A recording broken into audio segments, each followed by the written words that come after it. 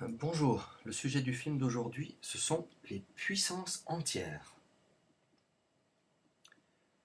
On définit x puissance n pour tous les entiers relatifs n. On commence avec n égale à 0 et on définit x puissance 0 égale à 1, quel que soit x. Si n est un entier naturel positif strictement, alors la puissance nème de x, notée x avec un petit n en puissance, c'est x fois x fois x fois x, etc. n fois. Et enfin, x puissance moins n, si n est positif, moins n est négatif, c'est 1 sur x puissance n, c'est l'inverse de x puissance n. On remarque, avant de regarder des exemples concrets, que toute puissance paire, qu'elle soit positive ou négative d'un nombre réel, est toujours positive, et une puissance impaire, positive ou négative à nouveau, a toujours le même signe que le nombre qu'on met à cette puissance. Alors regardons quelques exemples. Moins 1 puissance 6, c'est moins 1 fois moins 1 fois moins 1 fois moins 1 fois moins 1 fois moins 1, 6 fois, c'est 1. C'est un nombre positif. Ceci illustre qu'une puissance paire d'un nombre négatif est positive. De même, moins 2 tiers puissance moins 2, puissance paire d'un nombre négatif, on utilise notre définition, c'est l'inverse de moins 2 tiers puissance 2, c'est donc l'inverse de moins 2 tiers fois moins 2 tiers, c'est donc l'inverse de moins 2 fois moins 2, c'est-à-dire 4, sur 3 fois 3, c'est-à-dire 9, et l'inverse de 4 neuvièmes, c'est 9 quarts. C'est un nombre positif. Moins 5 puissance 0, par définition, c'est toujours 1. Passons à des puissances impaires.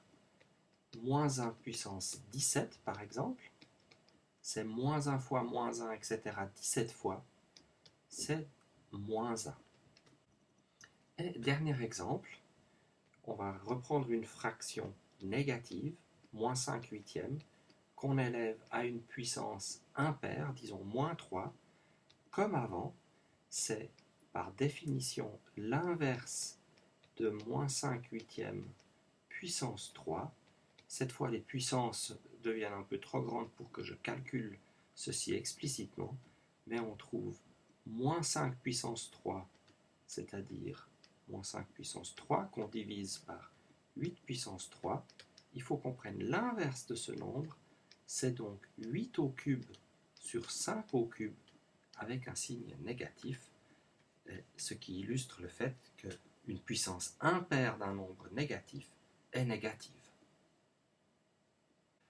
Les puissances jouissent de certaines propriétés qui permettent dans beaucoup de cas de simplifier des calculs si on les applique à bon escient. Par exemple, une puissance d'un produit, c'est le produit des puissances. L'inverse d'une puissance, c'est l'inverse du nombre qu'on élève à cette même puissance. Une puissance d'une fraction de nombre entier ou de nombre réel, c'est la fraction des puissances correspondantes. X puissance a, le tout à la puissance b, c'est x puissance a fois b. Quand je prends des puissances successivement, les puissances se multiplient. Par contre, quand je multiplie des puissances d'un même nombre x, x puissance a fois x puissance b, c'est x puissance a plus b, les puissances s'additionnent.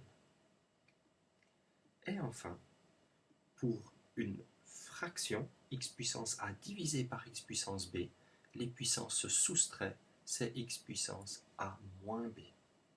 Alors on va faire une de ces démonstrations. D'abord peut-être un exemple qui illustre la première identité. Quand j'élève moins 5 fois 2 au cube, c'est donc élever moins 10 au cube, on trouve moins 1000. On pourrait aussi effectuer le calcul de la façon suivante. Élever moins 5 au cube, on trouve moins 125, et multiplier par 2 au cube, qui donne 8. 8 fois moins 125, c'est bien moins 1000. Évidemment, la première méthode de calcul est probablement plus efficace.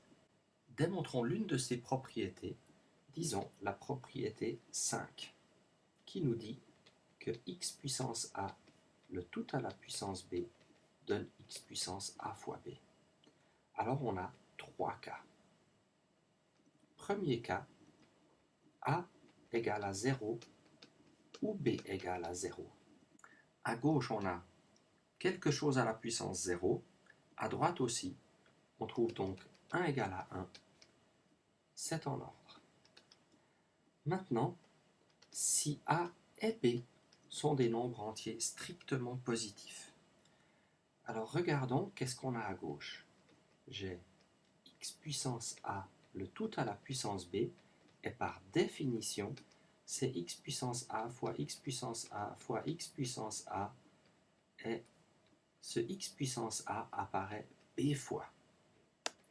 Chacun de ces x puissance a, par définition, c'est x fois x fois x fois x, a fois. Et ceci apparaît b fois. Combien de fois est-ce que x apparaît?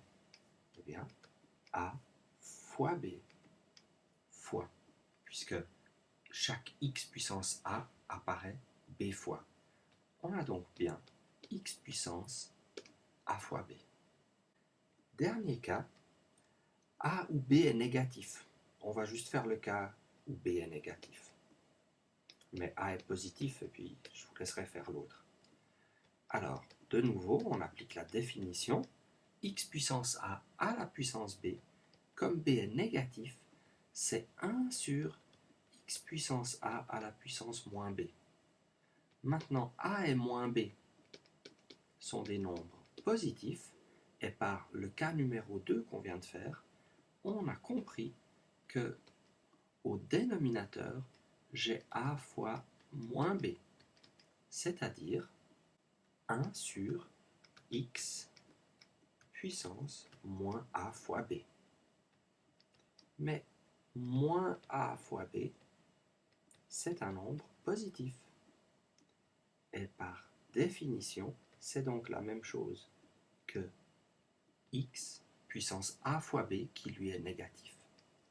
J'ai de cette façon démontré cette formule, et on peut imaginer que même si ça n'est pas compliqué, ça nous prendrait du temps de démontrer en toute généralité la validité de toutes ces formules. Alors, au lieu de démontrer toutes ces formules, on va les illustrer dans certains cas, c'est-à-dire qu'on va se familiariser avec ces propriétés des puissances en effectuant quelques calculs. 3/9 puissance moins 2. La puissance d'une fraction, c'est la fraction des puissances correspondantes. Si j'applique bêtement et sans réfléchir ma propriété des puissances, j'ai donc 3 puissance moins 2 sur 9 puissance moins 2.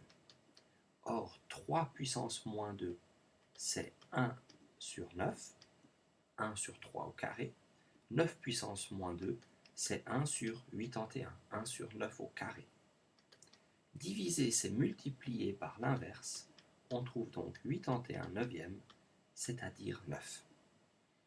Évidemment, ici ce serait mieux de simplifier avant d'effectuer cette règle qu'on n'a pas oubliée, je l'espère.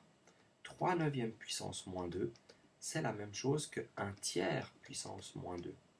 C'est donc 1 puissance moins 2 divisé par 3 puissance moins 2. 1 à la puissance moins 2, c'est 1. 3 puissance moins 2, c'est 1/9. Et divisé par 1/9, c'est multiplié par 9. On trouve donc 9 et on a besoin de faire quelques calculs en moins si on pense à simplifier avant d'effectuer. Certaines propriétés nous permettent de gagner du temps. Moins 2 puissance 3 fois moins 2 au carré. Si je vois que de part et d'autre, j'ai une puissance d'un même nombre, ici moins 2, eh bien je sais que je peux additionner les puissances. C'est donc moins 2 puissance 5, c'est-à-dire moins 32, un nombre négatif car c'est une puissance impaire. Pour les fractions aussi, elles permettent de gagner du temps. 5 puissance 5 sur 5 puissance 6, il ne faut surtout pas effectuer puis simplifier. On utilise la propriété des fractions. J'ai un même nombre au numérateur et au dénominateur, 5 que j'élève à une certaine puissance. Les puissances se soustraient. J'ai donc ici 5 puissance moins 1, c'est-à-dire un cinquième, ou en écriture décimale 0,2. C'est comme si, quelque chose de tout aussi valable, j'avais simplifié par 5 puissance 5 le numérateur et le dénominateur avant d'effectuer. Pour terminer, on va voir 3 identités remarquables qui sont vraiment importantes. Les puissances ne se distribuent pas sur les sommes et les différences en général. C'est-à-dire que 1 au cube plus 2 au cube, ça n'est pas du tout la même chose que 1 plus 2 au cube, c'est-à-dire 3 au cube. Dans le premier calcul, je trouve 9, dans le deuxième calcul, je trouve 27. Donc les puissances ne se distribuent pas sur les sommes, c'est ce qu'illustre cet exemple. Les identités remarquables que vous allez finir par connaître par cœur et ne plus jamais oublier sont les suivantes. X plus y au carré, ce n'est pas x au carré plus y au carré, il faut ajouter encore 2 fois x fois y. X moins y au carré, ce n'est pas x au carré plus y au carré ou x au carré moins y au carré, il faut soustraire moins 2 fois x fois y. Et enfin, x plus y fois x moins y, c'est x au carré moins y au carré. On va faire la démonstration de la deuxième de ces identités. Prouvons donc 2. Il s'agit de calculer x moins y fois x moins y. Par distributivité de la multiplication, j'obtiens x fois x moins y moins y fois x moins y.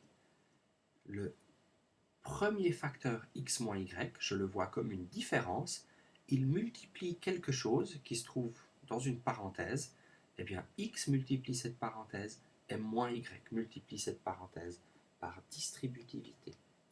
J'applique maintenant à chacun de ces termes la distributivité, et x fois x moins y, c'est x fois x moins x fois y. Et moins y fois x moins y, c'est moins y fois x moins y fois moins y. On voit donc que quand on multiplie une somme ou une différence de deux termes par une somme ou une différence de deux termes, par distributivité apparaissent 4 termes. Alors, essayons de simplifier ces termes. J'ai x fois x, c'est x au carré, moins xy, je le laisse tel quel, et moins yx, par commutativité de la multiplication, j'écris moins xy.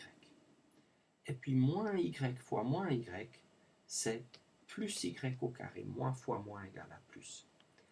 Et j'ai donc, comme promis, x carré moins 2 fois xy plus y au carré. Et on a de cette façon démontré la première identité remarquable. X moins y au carré, c'est x carré moins 2 fois xy plus y au carré. Un peu de terminologie, ça terminera ce film pour aujourd'hui. On appelle ce terme 2xy le double produit, parce que ce xy y apparaît 2 fois. Voilà, à mercredi.